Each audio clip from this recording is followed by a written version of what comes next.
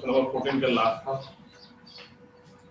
तो पहले question number 14 में हमने ए बी बार निकाले थे, है ना। क्वेश्चन नंबर 14 का हो गया था, मगर थोड़ा सा रह गया था लास्ट का। ए बी बार कितना आया था, it is -2i plus 2j। उसके बाद हमने निकाला था ए सी बार कितना आया था आपके पास, सी बार माइनस ए बार करने से आई में से आएगा 0j प्लस 2j। तो ये आएगा तुम्हारे पास 0i plus 2j plus 0k। AC के बाद हमने क्या निकाला था A D bar, D bar minus A bar, तो कितना था, दो में से एक आई, फिर afterward -3 plus 4 -2j, and then afterward 4 में से एक है प्लस 3।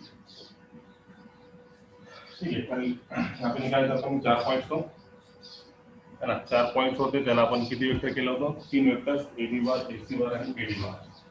इसके बाद हम let it possible these three vectors are coplanar, therefore there exists let it possible करके अपन कंसीडर करते हैं कि ये तीन वेक्टर कोलिनियर है, इसलिए उसमें दो scalar x and y such that एक vector a b bar is equal to x time a c bar plus y times a d bar. Okay, तो a b बार की प्लेस पे a b bar की value -2i plus 2j, और यहाँ पे k की term option है, मतलब कितना 0 plus 0 is equal to x times AC bar मतलब कितना 0i plus 2j plus 0k plus y times AD bar। So AD bar is something like I minus 2j plus 3k। अभी addition जब करेंगे आप, तो पहले I वाले coefficient plus करो, x into 0 0, y into 1 y, और फिर यहाँ पे कितना मिला तुमको, x का यहाँ पे 0 प्लस यहाँ पे I का कोएफिशिएंट 1, j वाले क्रिएट करो 2 into x 2x, y वाले -2 into y -2y, जी ये वाले क्रिएट करो 0 into x 0 प्लस 3y, और इसको कॉमन है a। तो जैसे ये हमको यहाँ पे दोनों साइड के दो वेक्टर्स हैं, ये साइड भी हमको i j k से कोएफिशिएंट है, यहाँ पे भी i j और k के कोएफिशिएंट है, तो दो वेक्टर्स इक्वल है, इससे अपन बोलेंगे बाय इक्वलिटी ऑफ वेक्टर्स। दो वेक्टर्स इक्वल है तो बाय इक्वलिटी ऑफ वेक्टर्स कितने इक्वेशन मिलेंगे, तीन इक्वेशन यू गॉट हियर। पहली equation, first equation is something like to, दो वेक्टर्स इक्वल है तो दोनों के हिसाब से इक्वेशन क्या आएंगे, देखो सबसे पहले तो यहाँ पे 0 plus y is equal to इसका i का कोएफिशिएंट इज इक्वल टू इसका i का कोएफिशिएंट, तो कितना मिलेगा 0 प्लस y मतलब y is equal to 2i cap, equation number 1। उसके बाद दूसरी इक्वेशन मिलेंगे आपको 2x minus 2i j का coefficient is equal to j का कोएफिशिएंट कितना आ गया 2, sorry only i is that 2, equation number 2। उसके बाद k का कोएफिशिएंट यहाँ पे कितना है 0, यहाँ पे k का कोएफिशिएंट कितना है 0 प्लस 3y मतलब कितना 3y इज इक्वल टू कितना आ गया 0, इक्वेशन नंबर 3। कल अपन करे थे ना, एक बार रिवाइज कर देंगे, यहाँ तक आ गए थे अपन, इससे आगे बताने का था तो टाइम खत्म हो गया था, ठीक है। तो इसमें क्या क्वेश्चन पूछे वाला, क्वेश्चन नंबर 14 में are the 4 points capital A capital B capital C और कैपिटल डी, ऐसे 4 पॉइंट्स दिए वाले, और आपको चेक करना है whether this points are coplanar और नॉट। ये 4 पॉइंट्स कोप्लेनर है कि नहीं, आपको चेक करने का था। तो सबसे पहले हमने 4 पॉइंट्स पे क्या करें, तीन वेक्टर, तीनों में कॉमन क्या है, वेक्टर ए सबका क्या है, इनिशियल पॉइंट है, तो A B bar A C bar A D बार, तीन वेक्टर्स के। आप कोप्लेनर है कि नहीं अपने को मालूम नहीं, इसके ऊपर रिलेटिव पॉसिबल ये तीन वेक्टर्स क्या है, ये पॉइंट्स कैसे कोप्लेनर है ऐसा कंसीडर करें। तो बाय डेफिनेशन ऑफ कोप्लेनर, ये अगर से कोप्लेनर है तो तीन वेक्टर में से कोई एक वेक्टर, बाकी दो वेक्टर क्या रहेगा, linear combination x time a c bar plus y time क्या a d bar, x y क्या है इसमें स्केलर्स, a b बार की plus a b bar, a c बार की plus a c bar, a d बार की plus a d बार। तो यहाँ पे वेक्टर जो है i j k के फॉर्म में, यहाँ पे भी हमने क्या करें, दोनों के एडिशन में i वाले टर्म एक जगह, j वाले टर्म एक जगह, और दोनों में k वाले टर्म एक जगह। ऐसा करने से ये साइड में एक वेक्टर और ये साइड में एक वेक्टर, दोनों साइड में एक वेक्टर है, ठीक है। तो जब भी दो वेक्टर्स इक्वल रहेंगे तो उनके i j के कोएफिशिएंट्स क्या रहेंगे, इक्वल रहेंगे। इसके इसका i का coefficient 0 plus y is equal to -2, इसके y इज इक्वल टू कितना मिला -2। उसके बाद में इसका j का कोएफिशिएंट 2x - 2y, इसमें j का कोएफिशिएंट 2, इसका j का कोएफिशिएंट इक्वल टू 2, लास्ट में k का कोएफिशिएंट 0 + 3y, इसमें 0 that is equal to 0। So therefore we can say that here, therefore from 1 and 3, एक और 3 के हिसाब से हम क्या बोलेंगे इसमें, from 1 and 3 we can say that here y is equal to 2 and also y is equal to कितना 0, बराबर है। एक में y की वैल्यू 2 और y इसमें 3 के हिसाब से y की वैल्यू 0। तो ये जो है ये चमत्कार है। चमत्कार मतलब क्या, एक ही स्केलर्स के दो वैल्यू, एक तो y इक्वल टू 2 अलग आ रहा, y इक्वल टू 0 अलग आ रहा, तो इसमें ये पॉसिबल नहीं है। एक स्केलर एक ही है तो उसका क्या एक ही वैल्यू होना चाहिए, y इक्वल टू 2 है तो दूसरे इक्वेशन को भी तुम सॉल्व करेंगे तो y इक्वल टू क्या आना चाहिए 2 ही आना चाहिए, स्केलर की वैल्यू नहीं बदलना चाहिए। तो इसका मतलब 1 और 3 में y के 1 और 3 के हिसाब से y के दो वैल्यूज आ रहे, तो देयरफॉर अपन लिखते हैं अपने लिखने के दिस इज, ये क्या है, दिस इज नॉट पॉसिबल, ये पॉसिबल नहीं है, this is not possible. Therefore the points, कौन कौन से points, therefore the points capital A, capital B, capital C, capital D are not coplanar, ये कोप्लानर नहीं है। ओके, हमको क्वेश्चन पूछा था कि ये कोप्लानर है क्या, चेक करो। Are the 4 points are coplanar, तो हमने पहले कंसीडर करें कि ये कोप्लानर है, ऐसा समझो, it is possible, it is coplanar. फिर इसको लेके सॉल्व करें तो प्रॉब्लम क्या है, यहाँ पे आया y की वैल्यू है, स्केलर y की वैल्यू 2 आ रही 1 के हिसाब से, और यहाँ पे स्केलर y की वैल्यू कितनी आ रही 0।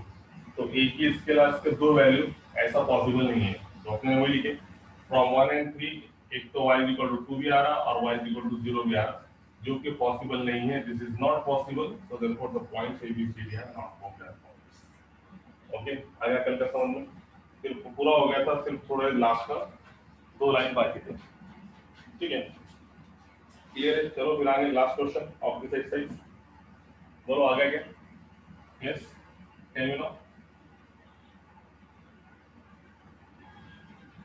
यस जल्दी बोलो फास्ट। ओके, चलो फिर अगला question, last question of this exercise, last question of this exercise, now we proceed to that one.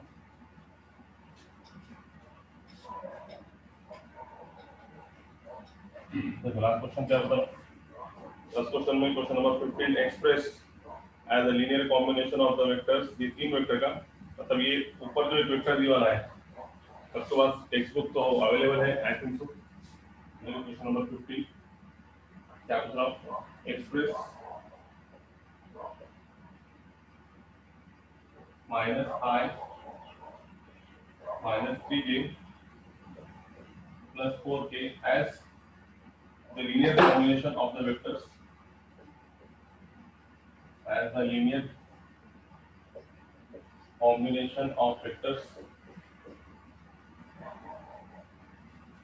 linear combination of the vectors, पहला है 2i plus j minus 4k, और दूसरा है 2i minus j plus 3k, और तीसरा है and last one is 3i plus j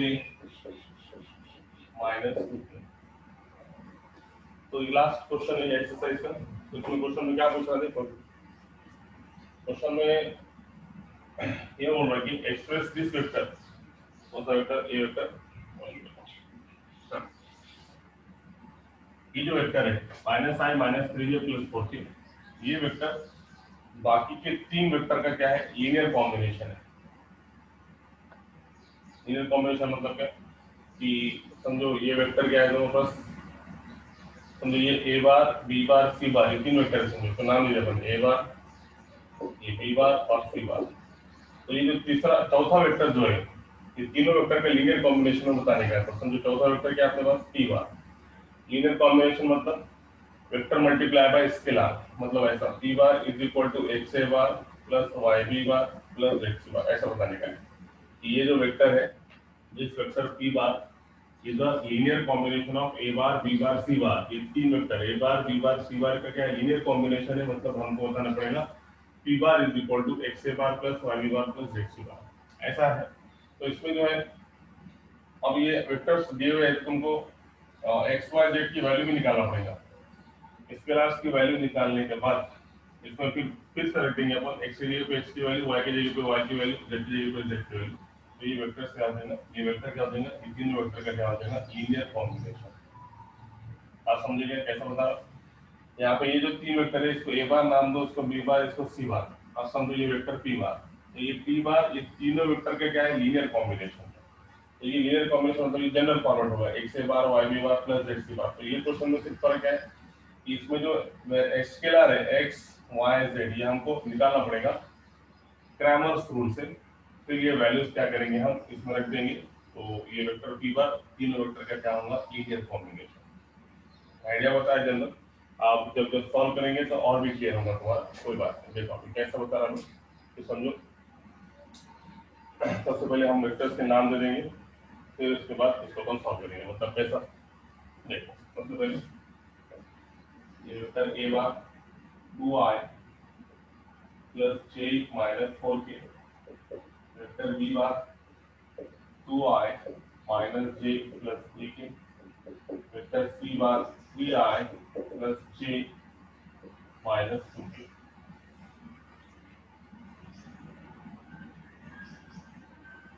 okay, and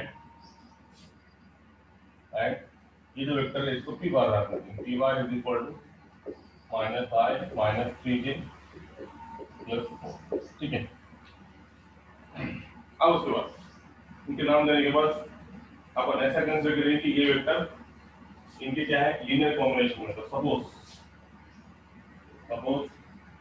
इस vector p bar is a linear combination of three vectors a bar b bar c bar, linear combination है। तो suppose p bar is equal to x a bar plus y b bar plus x b bar, तो x y लेगा scalar. तो यहाँ पे हमको सिर्फ क्या करना पड़ेगा, ये जो स्केलर है इसकी वैल्यू रखना निकालना पड़ेगा और इसमें रख देंगे अपन। तो ये वेक्टर p बार तीनों वेक्टर के क्या होगा, लीनियर कॉम्बिनेशन। सॉल्व को सब जगह वैल्यू p बार की प्लेस में p बार की value minus i minus 3j plus 4k, x into a bar की प्लस में a bar की value 2i plus j minus 4k, b bar की प्लस b bar की value 2i minus j plus 3k, और c bar vector की जगह पे c bar vector की value 3i plus j minus 2। पिछली बार अपन जैसा क्वेश्चन करे वैसे करने का है।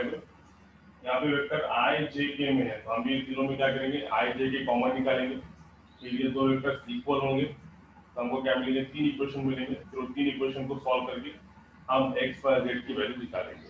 तो कैसे निकालेंगे, तो रिपेयर करो।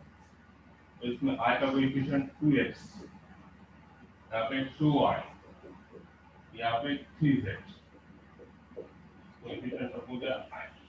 j y coefficient x into 1 x, y into minus y और प्लस 3 क्या प्लस z into 1 z, देख के वाले x into minus 4x plus 3y और लास्ट में माइनस 2z। x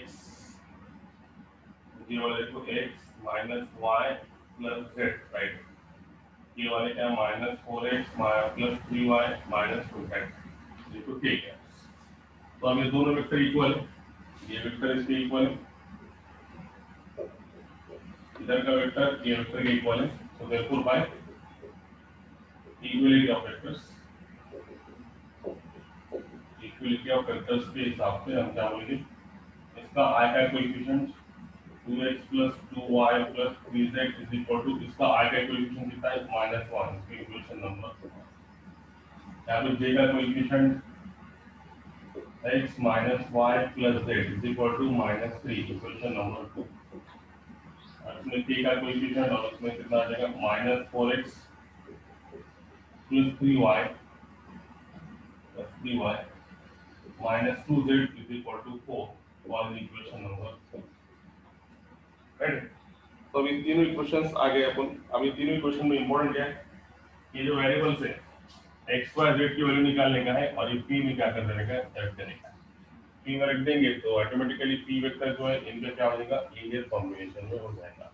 तो सबसे इम्पोर्टेंट क्या है, ये तीन इक्वेशंस को सॉल्व करना है ना। अभी तीन इक्वेशन सबको समझ में आया, देखो इसको अपन मिटा रहे हैं थोड़ा, तो इसके लिए पहले समझ के लो हमको क्या करने का है, क्वेश्चन में ये वेक्टर को बाकी के तीन वेक्टर के लीनियर कॉम्बिनेशन में एक्सप्रेस करने का है, इसलिए हमने इसको ए बार नाम दिया, इसको बी बार नाम दिया, इसको सी बार नाम दिया, और ये इसको एक्सप्रेस करने का है, इसको पी बार नाम दिया। तो सपोज ऐसा कंसिडर करें कि ये पी बार इनके लीनियर कॉम्बिनेशन में, तो ये X A Y B plus Z C, तो इसमें हमको variable sorry scalar X Y Z की वैल्यू निकालने का है। इसको जैसे हमने पी बार की वैल्यू पी बार इस सब फॉर एज इट इज, तो ऐसे तीन इक्वेशंस मिले। तो याद रखो जब भी तीन वेरिएबल्स, यहाँ पे तीन वेरिएबल्स को स्केलर होने, यहाँ पे X Y Z X Y Z X Y Z, तीन वेरिएबल्स या तीन स्केलर की वैल्यू निकालना है। तो हमको कौन सा रूल है, you have to use Cramer's rule for obtaining the values of x, y and z। Cramer rule का यूज करके हम इसमें x, y, z की वैल्यू निकालेंगे। निकालने के बाद ये p में रख देंगे तो अपना काम खत्म। तो अब हमारा काम क्या है, by using Cramer's rule we have to find the values of x, y and z। ठीक है, तो we have to solve this three equation by using Cramer's rule। सबको मालूम है Cramer's rule क्या है, क्या निकालते Cramer's rule में, पहले d, फिर क्या dx, फिर क्या dy, फिर क्या dz। dx is equal to x is equal to क्या dx by d, y is equal to dy by d और z is equal to dz। ऐसे निकाल के x y z निकालेंगे और इसमें रख देंगे ग्रामर रूल के हिसाब से। अब थोड़ा थोड़ा लेंगे होगा, क्या करेंगे इसको, तो लीनियर कॉम्बिनेशन में एक्सप्रेस करने का है, तो जब तक हमको इसके x y z नहीं मिलते तब तक हम नहीं बोलेंगे लीनियर कॉम्बिनेशन में, ठीक है। तो हम इसमें क्या करेंगे, you have to solve by using Cramer's rule। और इस Cramer's rule d is equal to 2 2 3 upon 2 2 3 1 minus 1 1 and then minus 4 3 minus 3 होगा d। उसके बाद निकालो dx, dx कैसे निकलता, what is the value of dx, dx कैसे निकालेंगे, x का छोड़ दो, x की लिमिट क्या है कांस्टेंट, -1 -3 4 पूरा x रहेगा, तो ये पूरा x cancel, y as is 2 -1 3 2 -1 3 z as is 3 1 dx। फिर हम निकालेंगे dy, dy में y की जगह पे कांस्टेंट आएंगे 2 1 -4 as it is 2 1 -4, यहाँ पे y वाला कांस्टेंट है इसलिए कांस्टेंट और z।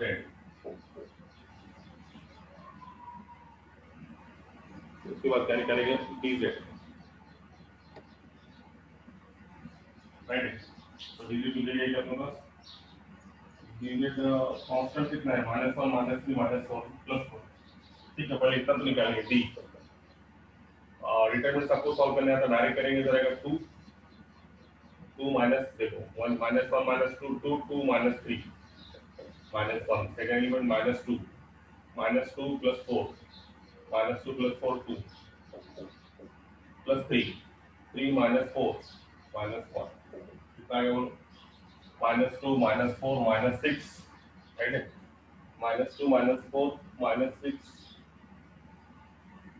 -2 -4 -6 -6 -3 is nothing but what happens now here, -9 -2 -4 -6 -6 -3 -9, ये होगा d, dx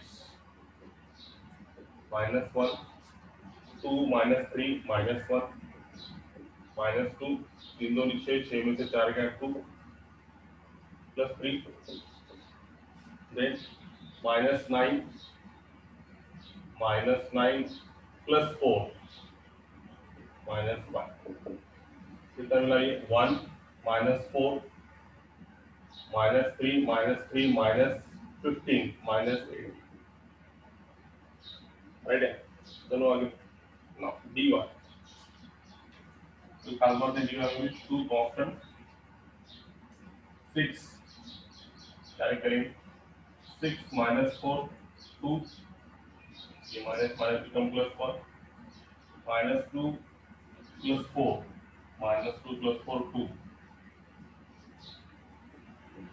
plus 3 4 minus 12 4 minus 12 minus 8 है ना 4 minus 2 कितना क्या बोलो 4 plus 2 6 और minus 24 6 minus 24 again minus 8 आ गया dy अब क्या निकालेंगे dz लास्ट में तो dz के लिए क्या क्या वैल्यूज आएंगी बता दो कि dz के लिए क्या कहेंगे 2 1 minus 4 खाली कांस्टेंट भी लेंगे जी और इस dz ये 2 1 minus 4 minus 1 2 1 minus 3 और यहाँ पे कांस्टेंट -1 -3 तो सॉल्व कितना होगा 2 -4 plus 9 -4 plus 9 तो हमें आ गया 5 उसके बाद में -2 4 -12 4 -12 -8 लास्ट में -1 3 -12 3 -12 -9 3 -12 right कितना मतलब 10 plus 18 28 28 minus 28 plus 9 is nothing but 28 minus 10 और आगे भी 16 16 में से 10 गया बराबर 2 what is the value of dz is nothing but 10 plus 16 minus 1 3 minus 1 3 minus 4 is nothing but whatever now 3 minus 4 minus 1 कितना मिला भाई 5 to the 10 plus 16 26 plus 1 27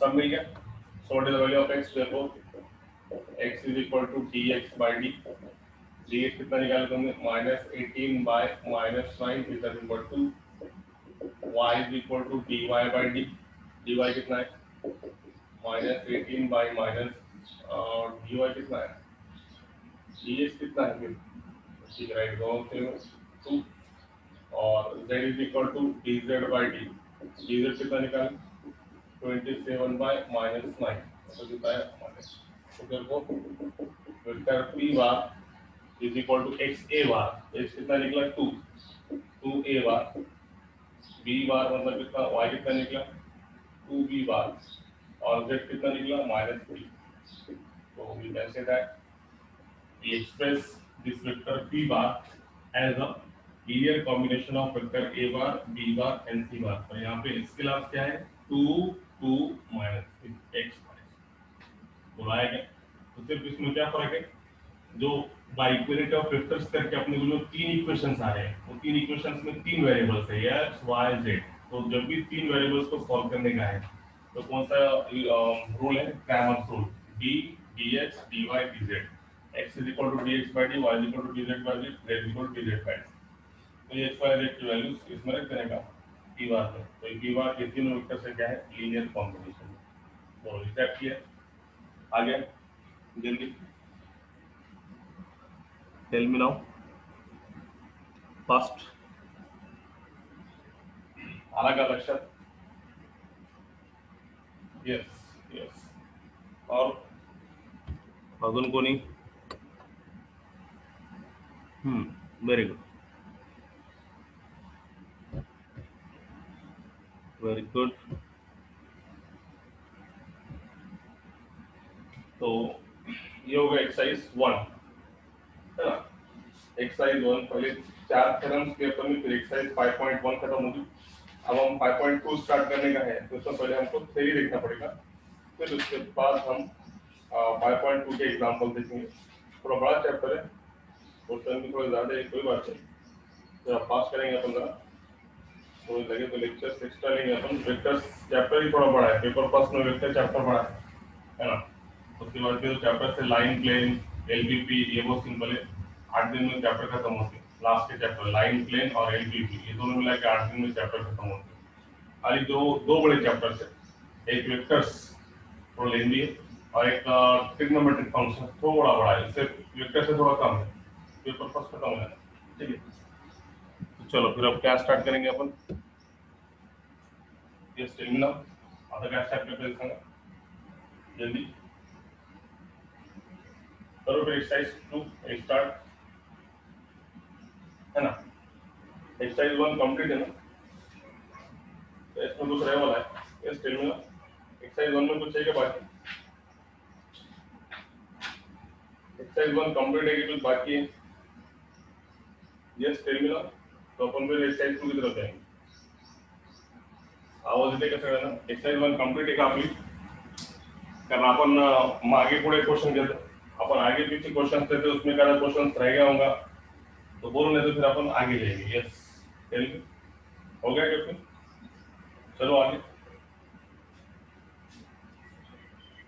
very good very good, चलो वेरी गुड। तो फिर हम next bit is a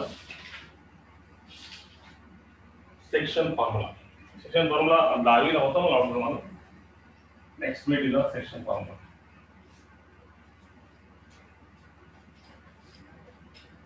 next bit is a section formula. दोन प्रकार से सेक्शन फॉर्मूला, सेक्शन फॉर्मूला। तो सेक्शन फॉर्मूला दो प्रकार का है। सेक्शन फॉर्मूला प्रूव करने के लिए एग्जाम में आता है क्वेश्चन, तो इसमें दो प्रकार के section formula for internal division and section formula for external division. तो section formula for internal division मतलब क्या कि जैसे कि फॉर एग्जांपल ये पॉइंट है, वेक्टर समझो, या फिर पहले ए बी,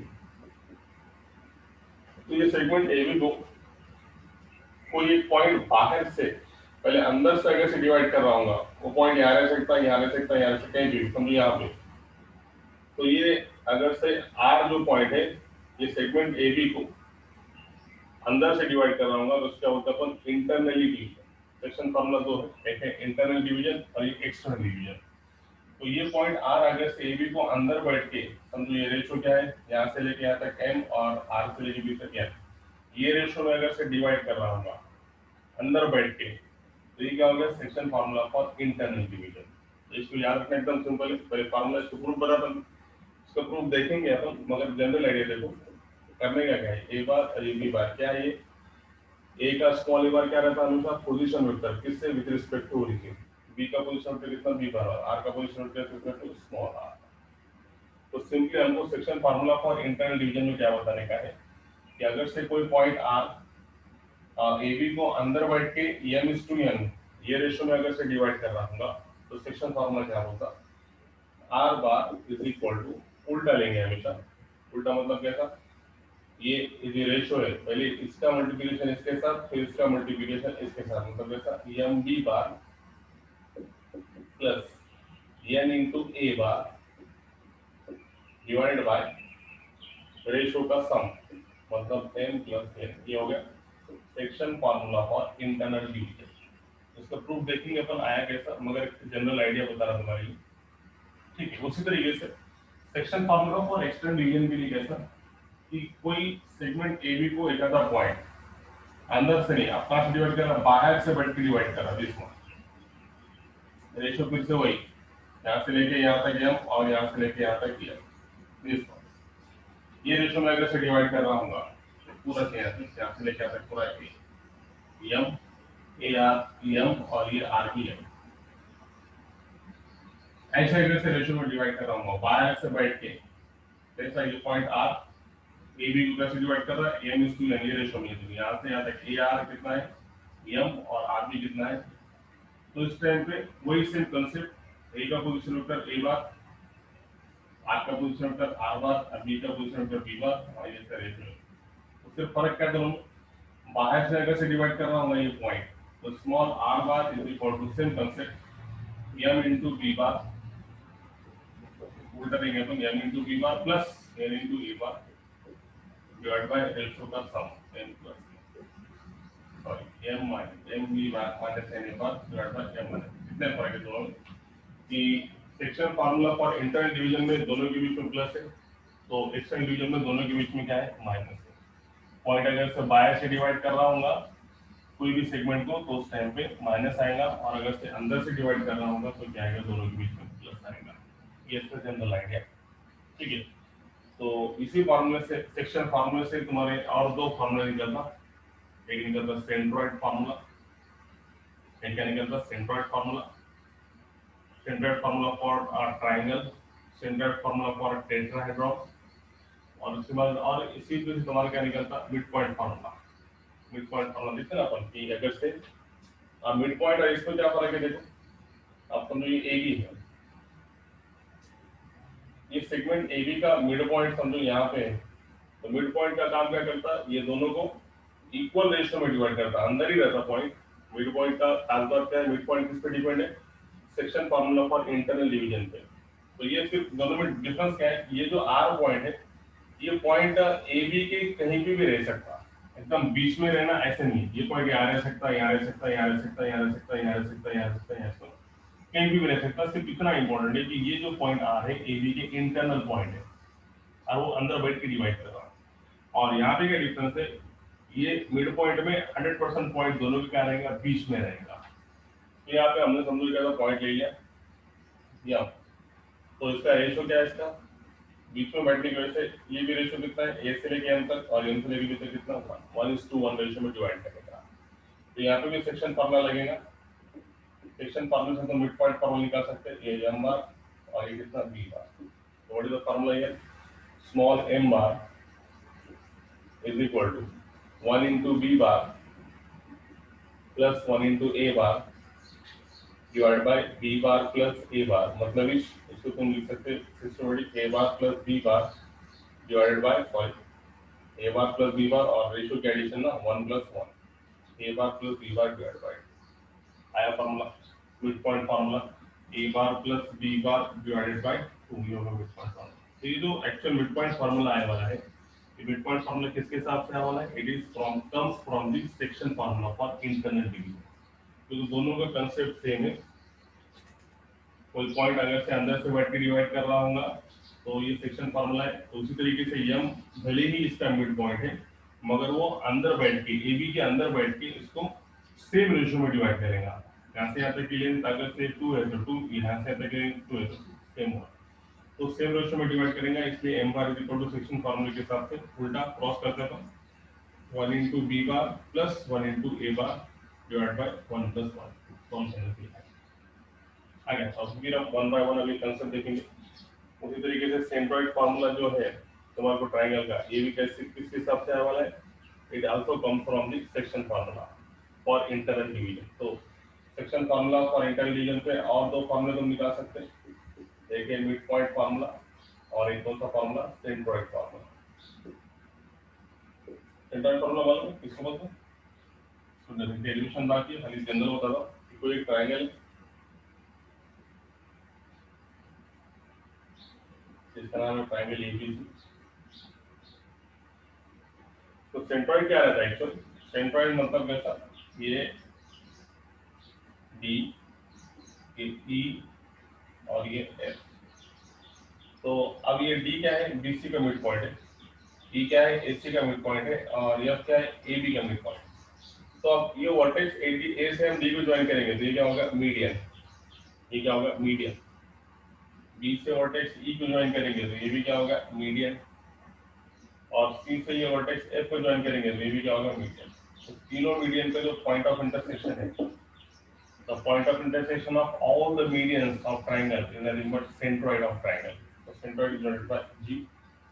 तो सेंट्रोइड क्या है, सेंट्रोइड एक्चुअल क्या है, जब तीनों मीडियन एक कॉमन पॉइंट पे एडी मीडियन, बीई मीडियन और सीएफ मीडियन, तो तीनों मीडियन एक जो कॉमन पॉइंट पे मिलेंगे उनका पॉइंट ऑफ इंटरसेक्शन को क्या बोलेंगे, तो centroid.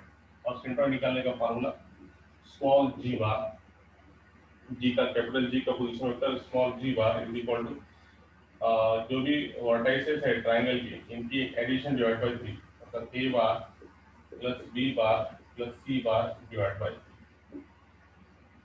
Small E bar is equal to A bar plus B bar plus C bar divide by that clear है सर में। तो फिर हम वन बाय वन अब इसके प्रूफ देखते जाएंगे। ओके, तो पहला प्रूफ, पहला heat section formula for internal division. Okay, first one is the section